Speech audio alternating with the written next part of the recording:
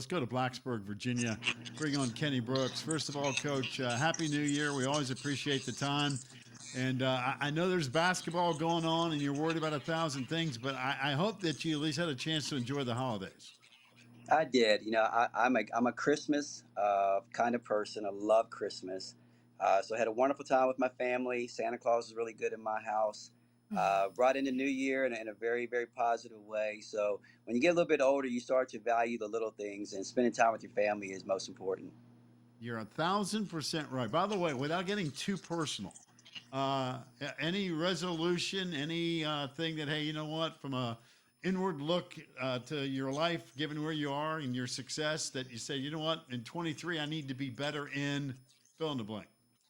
You know what? Just enjoying life. I have a wonderful group of kids, and my staff and everyone that's associated with our program. It took a long time to get it to this point, and now you have to start to enjoy it, because if you don't, it kind of passes you by.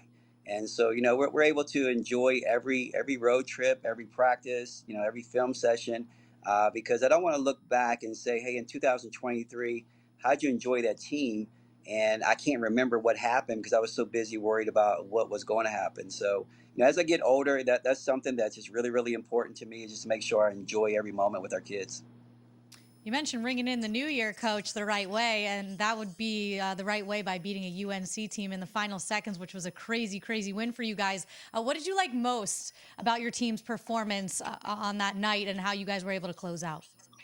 Well, we knew the narrative for one team was going to be that they had a bad week, and then the narrative for the other team was they had a bounce back game and did a really good job. I love the fact that I was able to be honest with them and tell them that without putting pressure on them, and then they rose to the occasion. We didn't always play perfect, but there's so much familiarity with us in North Carolina. I think it's a healthy rivalry. Courtney does a tremendous job. We're so familiar with each other. It almost got to the point where we stopped running plays because we knew their plays as well as they knew them, and they knew our plays as well as we knew them. And then it was just going to come down to the gut and the grit and the effort. And I was very proud of our kids to, because we were in the same situation Thursday night against Clemson, with the opportunity to win a basketball game, and we fell short. And we bounced back on Sunday. We made plays at the end to prevail with the victory. Now, Coach, I know a lot of us, including myself, love to talk Liz Kitley, but Georgia Amoore has truly come on in this season. And you talk about UNC knowing y'all's plays just like them. It becomes a game of matchups. Her winning her matchup against not only Hodgson, but Deja Kelly as well. I mean, how big has she been for your team? And where do you see her and Liz Kitley and this team going? Well, I'm going to tell you, not only for this team, but for this program. When we got her, and there were a lot of wonderful players that came into the league in the same year. Deja Kelly is a tremendous player. Haley Van Lith, they're all juniors. And we felt like Georgia was just as good as those two. And no discredit to them, but that's just how highly we thought of Georgia. And she's come through for us. In certain nights, she needs to score for us, and she steps up and she scores. And there's plenty of games where she's on the floor with talented players, and she's the best player on the floor. And that confidence, once she gets really comfortable and understanding that, she makes us a great program. And so I'm very, very proud of her, the effort, the energy that she puts on her shoulders. I think some of it has to do too. She plays exceptionally well when her mom's in the country. So we're going to have to find a way to keep her mom here. But I love the type of player, the type of person that she's becoming, and it's really resonating through our program to make us a top 10 caliber program. Coach, I know you don't care about bracketology, especially in early January. However, kids these days, they're smart. They know what's going on. How do you keep all that stuff in balance? We just went through the laundry list of how many ACC teams Charlie Cream's got in bracketology. I think the number was 8 that we kicked around, and 6 in the top 6 seeds. So how do you keep that balance? How do you just keep that as, hey, that's nothing but outside noise? You tell me as a head coach, how do you do it? You know what, Mark? It's different stages. If you had asked me this last year, 2 years ago, 3 years ago, to see your name mentioned, it was a little bit different. You got a little bit giddy, and you were worried about just being in there. Then obviously, we're not veterans at it, but we've seen it, we've been there, we've done that, and we just know that it's just good media right now because it means absolutely nothing if you don't take care of business. And so they kind of look at it, and I think they're aware of it, but they don't talk about it. They know what we're ranked, but they don't come into the practice and say, "Hey, we're ranked ninth." They're aware of it, but they know with all that mention of us comes responsibility. So when we play against anyone, if you have a small number beside your name, you're going to get everyone's best shot. If bracketology says that you're, a 2 or 3 seed, you're going to be a target for some people. So we know with that comes responsibility. So they handle it extremely well. We don't talk about it a lot. They don't celebrate it. Our creative content people do a tremendous job with it. But we look at it. We understand that there's basketball to be played because there's no paper champion in this league. And if you don't come to play every night, you're going to find yourself at the bottom. You mentioned handling responsibility. Liz Kitley does all of those things really well, averaging 18.3 points per game. You name it, she's in the top 5 of almost every category in the ACC. The pro to having her on your team is you have Liz Kitley. The con is that everybody knows you have Liz Kitley when they come to play your team. How have you seen, now that she's really on the map, teams challenge her and how she's accepting a different type of challenge this year? Because once you know who she is, teams are coming in differently, I'd assume. Man, the smile on my face is really wide. Were you in my meeting I had with her the other day? Yeah, And actually, I was. I told was on her, FaceTime. okay, well, good. You know what? You're exactly right. The last 2 years, she was able to really expand her game, come bounce on the scene, and people knew who she was, but really didn't understand the impact until they play her once or twice. And now, that she's a focal point to the point they're really going to try to take away Liz Kitley. We played the last 2 games. We played 80 minutes of zone because they were going to take away Liz Kitley. And so, I told her everyone's playing checkers. You have to play chess now. You're not going to see the monumental steps with, making having a fadeaway turnaround. Nobody understands it. People know it now. They're going to try to crowd you. They're going to try to take it away. So now you have to do different things, smaller things, which makes you a wily vet. And you have to be one step ahead of everyone else. And, but I tell you, we don't understand the pounding that kid takes, the physicality that's stressed upon her each and every possession. And for her to still be at the top and being a focal point of everyone's defense, it is tremendous. And it just shows her character, but it shows her skill level, but it also shows her importance to our team. Now, Coach, we talked Amoore, we talked Kitley. I want to talk about one of your transfers into Taylor Soul. How does her dynamic help, like we're saying, a Amoore and a Kitley each night, knowing that, hey, she knows how to play the role that you've been able to put her in? Well, I'll tell you what, her versatility, it really adds a dynamic to us that we desperately needed.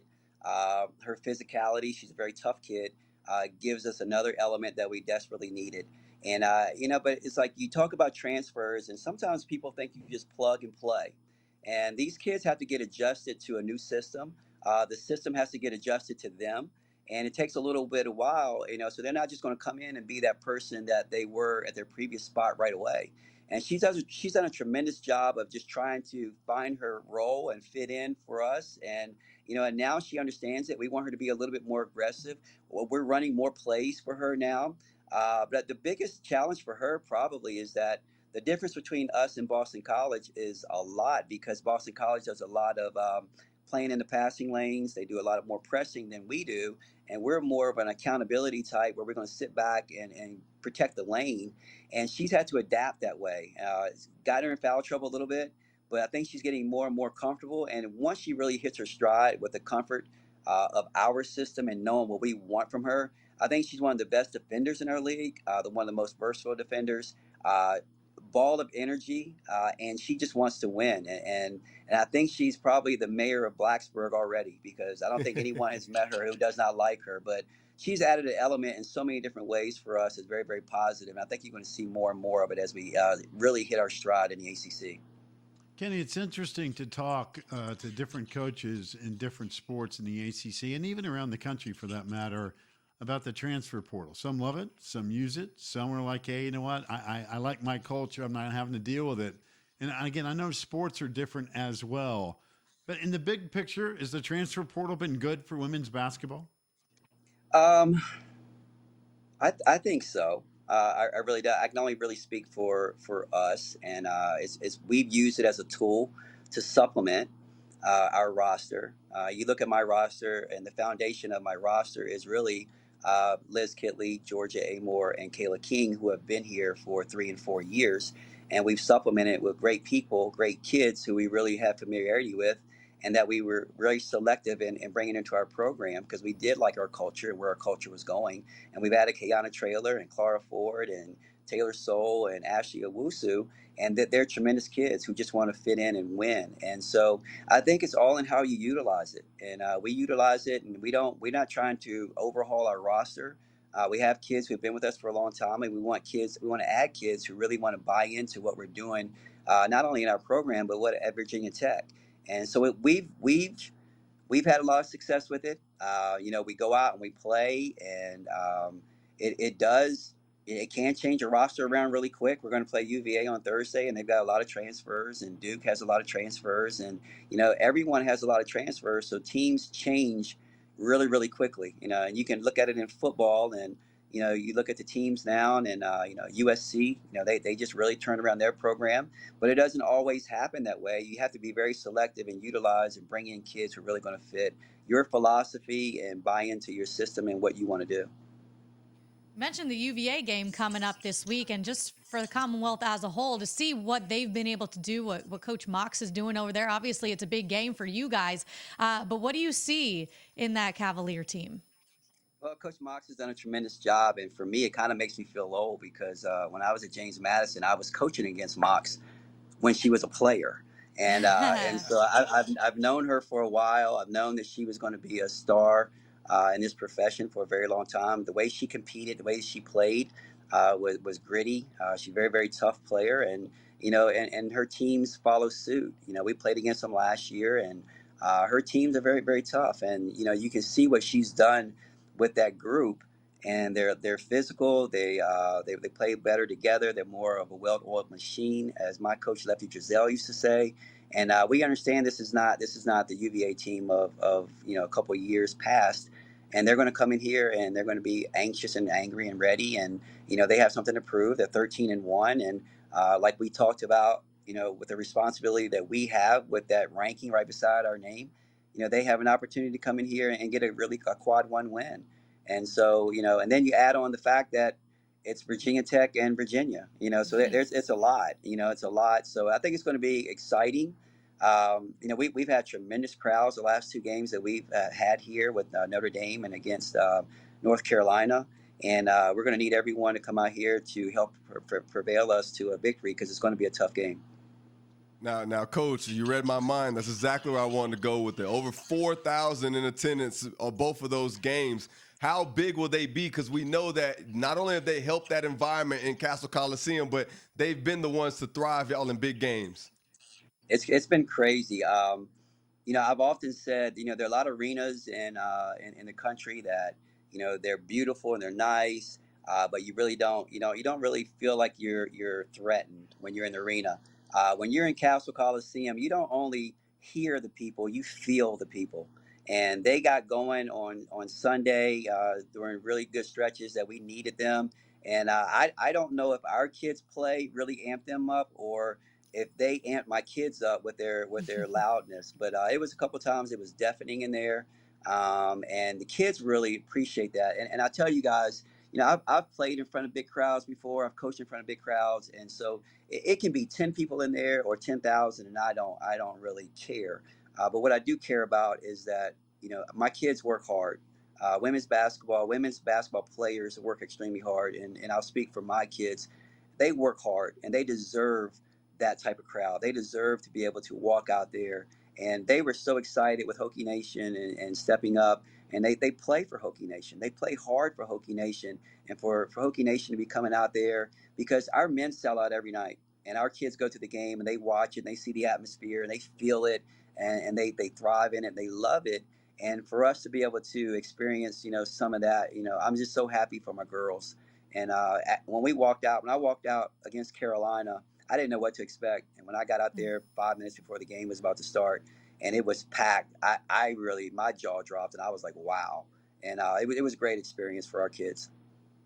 Well, it's funny what winning does, isn't it, Coach? I mean, seriously, when you Yeah. put a good product out there, I don't care if it's football, basketball, baseball, softball. Whit Babcock's had a heck of a run here in the last couple of years. When the product's good, fans are showing up for it.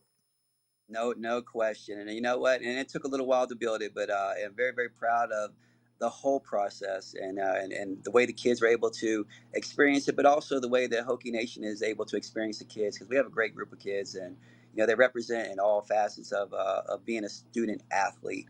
And it's not just the student part, it's not just the athlete part, but they represent our university in a great way. Well, you do too. And we always appreciate your time. And again, I'm glad that Santa was good to you. And best of luck in 23. We look forward to many more interviews as we go down the road here because this is going to be a great race in ACC Well, women's I know, basketball. yeah, I know this is an adult program, so I probably can say it, but I'm at that age now where my kids are that they recognize that I am Santa, and so that's really good now. So I don't have to give credit I'll elsewhere. say that's a good Yeah. thing. Yeah.